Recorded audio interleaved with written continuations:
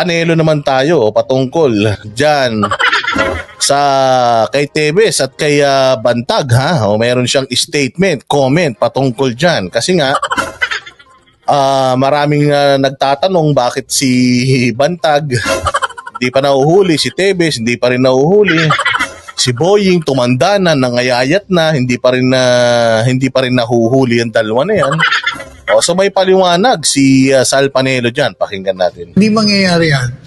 Kung sana naging pantay ang pagtingin nyo dyan sa dating kongresista na tinanggal ng Kamara de Representante, pareho din kung ang trato ninyo ay tama, matino at legal doon kay Bantag, hindi yan mawawala sa ating pananaw at sa ating jurisdiction.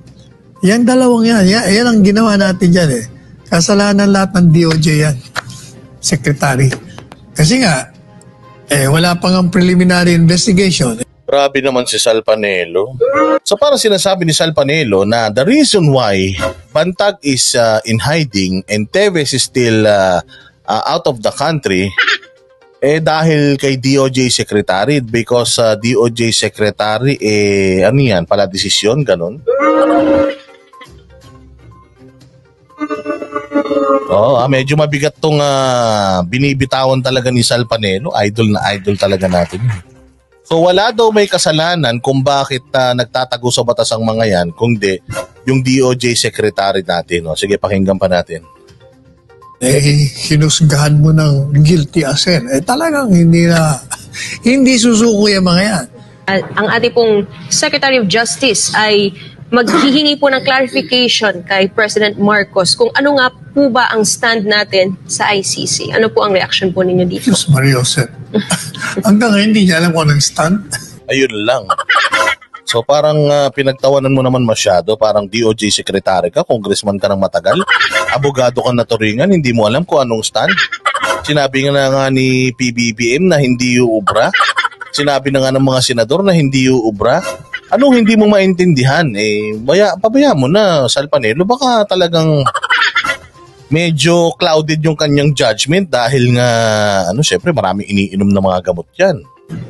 Anyway, mulat sa pool, tayo po ay nung naging tagapagsalita at Chief Presidential Legal Counsel, yun na po ang sinusulong natin na walang jurisdiction ang International Criminal Court. At katunayan, ang inyong lingkod ang nagpayo sa dating Pangulong Duterte na kumalas dyan sa ICC sapagkat ang mga galaw nito palaging pampolitika.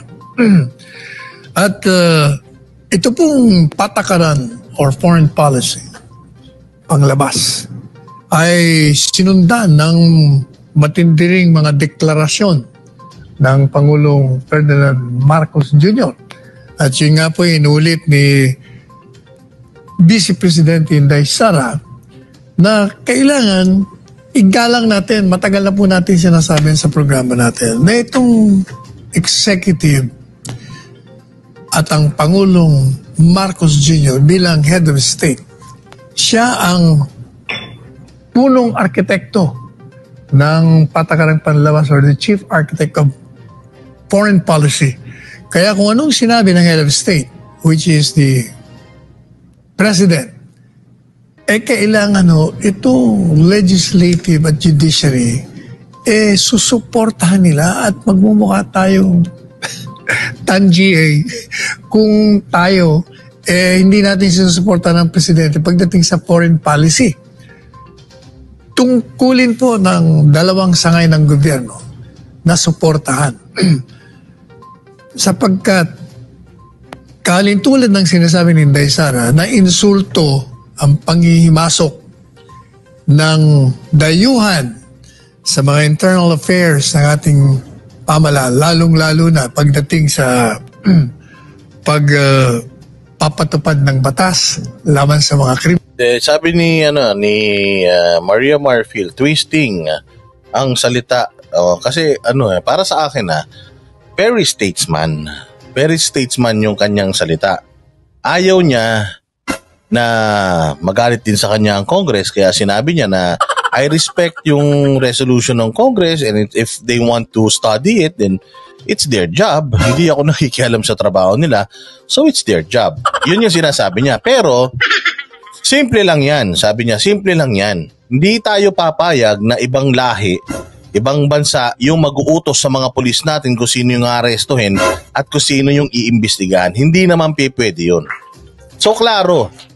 Klaro sa sinabi ni BBM na hindi ako suporta na pumasok ang ICC para imbestigahan yung war on drugs natin. At suportado ko naman yung Congress sa gusto nilang gawin na trabaho because di naman diktadorya sa Pilipinas na kasi may sariling mundo ang Congress eh. Kumbaga, nirespeto niya yung mga congressman at the same time nagbigay siya ng statement na hindi siya papayag. So, napakaganda nun. Mahusay yun kasi magandang laro yun na hindi mo binembang itong Congress at kumbaga sinabihan mo sila na good job kayo dyan, gawin nyo yung gusto nyo pero ito yung gusto ko. So it's up to them kung ano na yung interpretasyon nila. Pero ako ang interpretasyon ko doon is mahusay kasi is trying to be friends with both. Oo, kasi si PBBM kasi sa panahon sa estado ng gobyerno ni PBBM ngayon, napakahirap na magkaroon ka pa ng panibagong kaaway. Ang dami ng bashers mo, ang dami ng nagrereklamo, na hirap na yung mga Pilipino. Tapos kakalabanin mo pa yung Congress. So parang hinimas niya yung Congress, hinimas niya at sinabi na okay lang yan. Okay lang yan pero hindi ako papayag dyan. Di ba? Kriminal. Insulto rin po kay Pangulong Ferdinand Marcos Jr. yung hindi nyo inirerespeto yung kanyang posisyon diyan kayo sa Kamara de Representante. Hindi ko maintindihan unless there is an unseen hand manipulating some members of the House coming from you know who na talagang gusto nyong bumalik sa ICC para lang tugisin ninyo ang dating Pangulong Duterte. Yan ang maliwanag dyan. Ito, sabi ni ano yung sinabi ni yan. Masusubukan uli kaming mga Marcos loyalist. Kapag tumakbo si Martin, tanga. Hindi na kayo Marcos loyalist noon pag binoto niyo si Romualdez. Romualdez loyalist na kayo. Tingnan mo, paano mo nasabi na yung mga ibang loyalista, bobo? Mantaki mo, sabi niya Marcos loyalist siya, pero boboto niya si Romualdez. Hindi ka na Marcos loyalist noon, Romualdez loyalist ka na. Ni walang ka Marcos sa pangalan to. Ni walang ka Marcos sa DNA to. Kahit na hiwa-hiwalayin mo yung dugo niyan, dugong waray yan. So ganyan kayo kabobo na mga loyalista na lahat ng makaamoy ng hininga ng mga Marcos kakampi nyo na, ganun. Paano kayo makakapanghikayat? Yung nga lang meaning ng Marcos loyalist hindi nyo maintindihan. Di ba pag sinabing Marcos loyalist, Marcos lang? Di sana ang pangalan ninyo Marcos Romualdez loyalist, mga gunggong.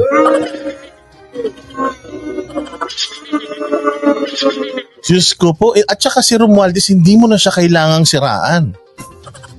Sabi nga nila, pag sira na, hindi mo na kailangang siraan pa. Tsaka self-destruct yan. Itong mga ginagawa niya, akala niya tama dahil sa inyong mga tagapagtanggol niya. Pero tingnan nyo, ganyan na ganyan yung mga dilawan dati na feeling nila, sobrang self-righteous nila. Feeling nila mga makajos sila. Feeling nila na bobola nila yung mga Pilipino. Boom, nung nag-eleksyon, ano nangyari sa kanila? Nga. Yan so kayong mga Marcos loyalist, gawin nyo na yung pangalan nyo na Marcos /Romualdez loyalist. Because hindi na kayo Marcos loyalist pag binoto nyo si Romualdez. Hindi naman Marcos si Romualdez, kundi ba kayo mga tanga? Hindi porket Marcos ang apelido ni Bongbong, Marcos na rin siya. Pinsan lang sila. Romualdez ang apelido niyan. So, ano ba namang klaseng mga bungo meron tong mga ugag no ano na to, ng mga loyalista na ito. Hindi ko naman maintindihan itong DOJ Secretary. Ba't hanggang ngayon, magbibigay pa siya ng clarification? Hanggat walang sinasabi ang Presidente Marcos Jr., yun ang posisyon at tama ang posisyon. Mulat sa pool. Kaya nga natin puring-puri siya sa kanyang mga ginagawang programa, lalong-lalo na rito sa ICC. Ayun nga nagiging problema, itong mga nasa baba, ang mga pasaway. Klarong-klaro na. Pareho din yan nung nangyari dun sa Solicitor General. Sinabi na nga, no jurisdiction ICC, nag-request pa. Nung tinanggihan, inulit pa ni Presidente, no more communication. Ba nag-file pa? Nag-file ng motion for reconsideration, nag-file pa ng appeal. Talaga naman, ang kukulit ninyo. Pero ang Natatandaan nyo ba yon yung kay Minarte Guevara na yun? Kasi parang yung ICC nag-impose. Tapos yung Solgen natin sumasagot. Solgen natin nagmo-motion. Kalinaw-linaw nga ng instruction, wala nga jurisdiction sa atin yan. So erase, hindi tayo dapat nakikipag-usap dyan. Nagkamali si Minardo Guevara doon actually. Pero good thing kasi nga, yung presidente natin, nagbitaw ng salita. Hindi ko nang alam kung magkakatotoo yan. ano lang dyan, attorney, is why the sudden change, no, na dinidepensahan niya just a few days or a few weeks ago and then ngayon, he will seek clarification? Kasi nga, yun nga, politika yan. Saka isip pa, siguro, magandang, alam mo mga gustong tumakbo sa Senado, wherever they are now, talaga naghahanap yan ng mga oportunidad para yung pangalan at ang kanilang mga mukhain lumabas sa dyaryo. Yan, pagkakataon yan. Kahit na mali, sige na. Media mileage yan. Well, basahin naman po natin yung pahayag po ni Vice President Sara Duterte, attorney. Huwag nating insultuhin at bigyan ng kahihiyan ng ating mga hukuman sa pamamagitan ng pagpapakita sa mundo na tayo ay naniniwala na mga dayuhan lang ang tanging may abilidad na magbigay ng katarungan at hustisya sa ating sariling bayan. Sinabi po niyan kahapon lang, attorney. Ayun nga. Kaya dapat nakikinig kayong mga, yung grupo ng mga nasa house. At yung mga hindi malaman kung ano na ang posisyon natin ngayon ng DOJ Secretary nga. At kaugnay naman po dyan, attorney, I think the Philippines is also seeking a non-permanent seat member dun po sa United Nations Security Council. Pabor po ba kayo dun? Basta anything that is favorable to our interest, palagi tayong pabor na. Maraming salamat po, attorney. Nasa proseso ng pagkansela ng gobyerno ng Pilipinas ang pasaporte na pinatalsik na Negros Oriental Congressman Arnie Teves Jr. na wanted sa bansa dahil sa multiple murder. Ayon kay DOJ Secretary Jesus Crispin Remulla na si Teves ay nasa Timor-Leste pa rin at paniniwalang naghahanap ng asylum. Bagamat hindi maganda ang kanyang pagkakataon. Ano po reaksyon niyo patungkol dito, attorney? At balak din po ata ikansela. Yun nga po, yung pasaporte po niya. Alam mo ninyo, gaya ng sinasabi natin sa programa ito, lahat ng yan, hindi mangyayari yan kung sana naging pantay ang pagtingin nyo dyan sa dating kongresista na tinanggal ng Kamara de Representante. Pareho din kung ang trato ninyo ay tama, matino at legal, dun kibantag, hindi yan mawawala sa ating pananaw at sa ating jurisdiction. Yan dalawang yan ang ginawa natin dyan Kasalanan lahat ng DOJ yan, Secretary. Kasi nga, wala pang ang preliminary investigation, hinusgahan mo ng guilty as hell. Talagang hindi susuko yung mga yan. Pero kung nagpakita ka na pantay lang, meron silang, sa tingin nila, okay ang justice system ito. May labang kami. Pero ang problema, magaling nga ang justice system natin. Pero may mga tao na kumikiling doon sa mali. Pinagpipilitan nila ang mali. Dahil meron silang mga sariling agenda. Yan ang problema. Kaya yun ang aabangan natin mga bossing. Ano ba talaga yung agenda? Well, alam naman natin, nung kay Bantag, ang agenda sa nakikita natin yung balita na nagbalik na yung mga droga sa Bilibid, nakalaya na si De Lima. Tapos yung mga testigo na mga PDL, syempre ano nila, under ng jurisdiction nila. O kita mo, magre-recant na. Magre-recant na, o, di ba? O, tapos dito naman kay Tevez, Diyos ko, ang pinakamasaklap kasi na nangyari dito kay Tevez is wala naman kasi talagang kaso na pwedeng idikit sa kanya. Unang-una sa lahat, yung kapatid nga niya na si Pride Henry Tevez na kalaban ng direkta nung namatay na gobernador, ni hindi nga nasampahan ng kaso dito eh. Tapos siya pa, congressman siya, hindi sila magkalaban sa politika eh. So paano magiging politika yung motibo dito sa pagpatay kung si Pride Henry Tevez hindi nakasuhan na gobernador, dating gobernador, tinanggal, pinalit si Digamo, tapos si Tevez na congressman doon sa lugar niya, na sa distrito niya, na hindi naman niya kalaban si Governor Digamo doon, siya yung nakasuhan ng multiple murder. At ito pa isa, before pa siyang makasuhan, 99% na solve na. Tapos ang tagal-tagal, meron pa daw video. Alam mo kung sa dami ng pagsisinungaling ng DOJ secretary natin patungkol dito sa kaso ni Tevez, kung bawat isa sa mga palpak na sinabi niya mababawasan siya ng daliri, baka ngayon hindi na siya ubus na yung mga daliri niya sa kamay. Oo, kasi mga bossing, sobra yun mantakin mo ha. Wala silang mga wala na silang ibang anggulo na tiningnan. Si Tevez na kagad. Naka-release na yung kanilang investigasyon. Naka-release na doon sa mga nahuli nilang 10 at gumawa ng mga initial affidavits nila. Sworn affidavits. Tapos, before maisampa, before mahanapan ng DOJ ng probable cause, dahil nauna nang na-arraign itong mga nahuli nilang 10, sa arraignment pa lang nag-plead na ng not guilty. Itong mga kinakasuhan nilang di umano pumatay doon sa Governor Tevez. So, nung not guilty itong mga to, ibig sabihin, hindi sila pumapayag bagamat meron silang sworn affidavit na sila yung bumaril at ang amo nila si Tevez. The fact na not guilty plea sila, ibig sabihin, hindi nila inaamin na sila yung pumatay. Doon na ngayon nagsimula. Unti-unti, lumabo na ng lumabo, naging lumabnaw na talaga kasi yung 10 na yun nag-recant at sinabi sila ay tinakot lamang at excuse me po, sila ay tinakot at sila po ay sinasaktan, tinorture daw para lang mapapirma sila dun sa affidavit na yun. At may bago silang affidavit na ginawa na may abogado na witness. Yung abogado nga nila ngayon umatras na o dahil ewan natin, baka tinakot na rin Fanny Putnam, thank you very much po sa iyong sponsorship. God bless you dyan sa Paris. Ikaw na talaga ang siga sa Paris. Oh, yun. So, yun yung mga kaganapan dyan. Nag-recant. So, wala na dapat may kakaso kay Tevez kasi sabi ko nga sa inyo, wala siya sa camera. Wala siyang DNA doon. Ni walang text na nakita na nagbibigay siya ng utos na patayin niya. As in, wala talaga.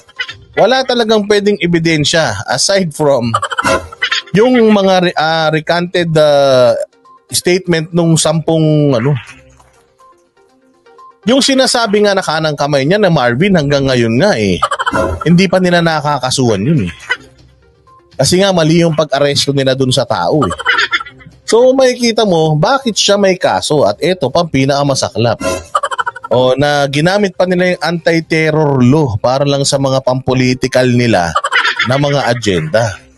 So yun yung mga hindi maganda. Tama yung sinasabi ni Sal Panelo kasi kung ikaw naman naniniwala ka na talagang si Tevez ang pumatay sa mga yan, hindi mo na kailangan ng mga extra curricular na mga activities. Hindi mo na kailangan gawing circus yan. Hindi mo na kailangan magpamedya. Di sana, natural na makukulong yan. Hindi mo na sana kinumbinse yung Anti-Terror Council na ideklara na terorista yan. Kasi mas lalo lang, pagtatawanan ka, bakit? Katulad niya, sinasabi niya na ito daw si Tevez ay nagbabayad sa Timor-Leste. So, ibig mo mong sabihin, tinatanggap ng Timor-Leste yung bayad niya, hanggang ngayon nandoon pa rin siya. So, paano yung kurakot ang Timor-Leste? Ganun ba yun? So, hindi alam ni Boying na sa pagbibigay niya ng mga statements, meron siyang mga naidadamay na mga tao, lalo na ibang bansa pa. Naaakusahan na rin niya. Hindi lang siya dito sa atin sa Pilipinas nag-aakusa, pati sa ibang bansa nag-aakusa na din siya. Kaya yun ang masasabi natin dyan sa kaso na yan ni Tevez. Talagang hindi magpapakita mga yan. Hindi nyo mahuhuli mga yan kasi nga alam nila Wala akong kalaban-laban Hindi patas yung mga kalaban ko. Bakit ako susuko? Bakit